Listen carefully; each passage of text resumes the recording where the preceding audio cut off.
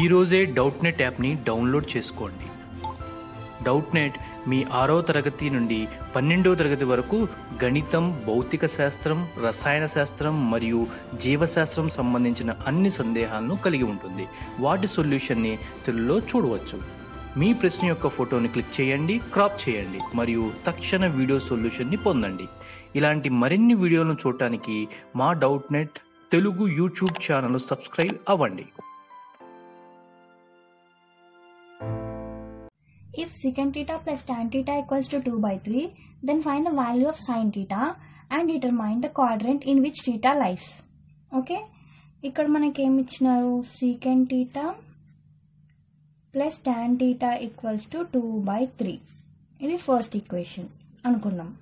Okay, మనకి ఐడెంటిటీస్లో secant thetaకి ఇంకా tan thetaకి ఒక ఐడెంటిటీ ఉంది. అదేంటి?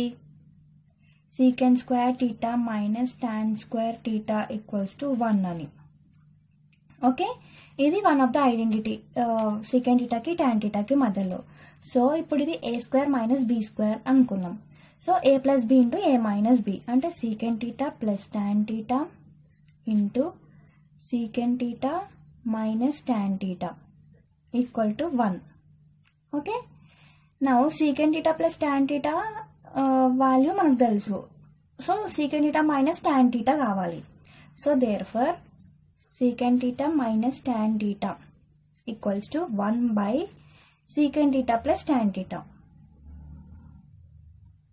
ఓకే, సో ఇప్పుడు secant theta minus tan theta equals to 1 by 2/3. secant theta plus tan theta is 2/3. So 1 by 2/3 అంటే it is 3/2.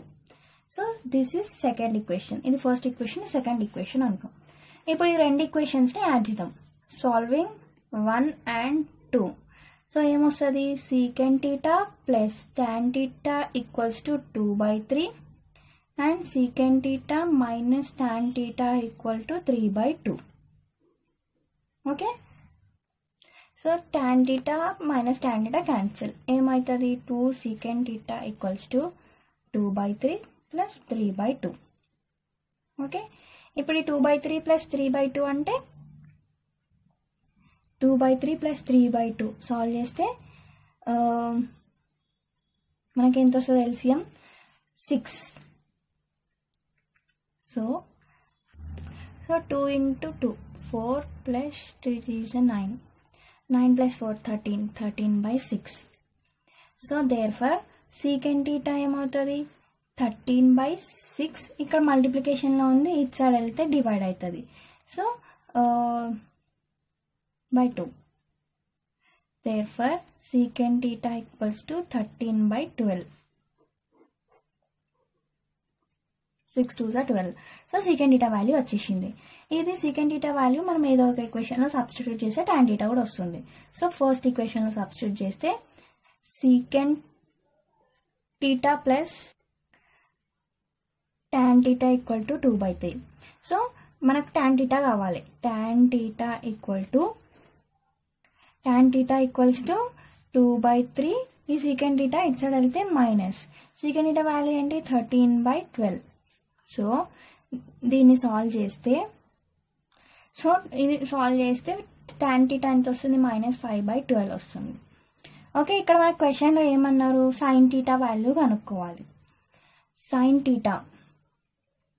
theta మనం ఎలా రాసుకోవచ్చు? sin theta is equals to మనకి ఇక్కడ tan theta తెలుసు, secant theta తెలుసు. ఓకే, ఇక్కడ మనకి tan theta తెలుసు, secant theta తెలుసు. ఈ రెండిట్లో ప్రకారం మనం sin theta ఎలా రాసుకోవచ్చు అంటే tan theta by secant theta. So tan theta ఎంత? -5/12 బై secant theta 13/12. సో దీన్ని సాల్వ్ చేస్తే మనకి ఎంత వస్తుంది? 12 క్యాన్సిల్. సో -5/13.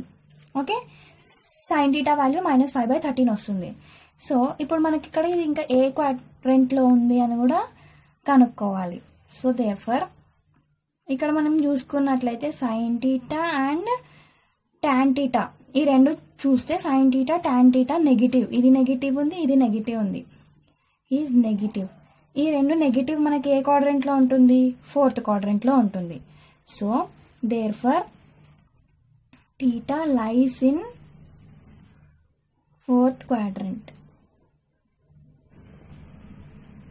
ఇక్కడ sine theta is equals to -5/13. ఈ రెండు నెగిటివ్ కాబట్టి ఫోర్త్ క్వాడ్రంట్లో ఉంటుంది.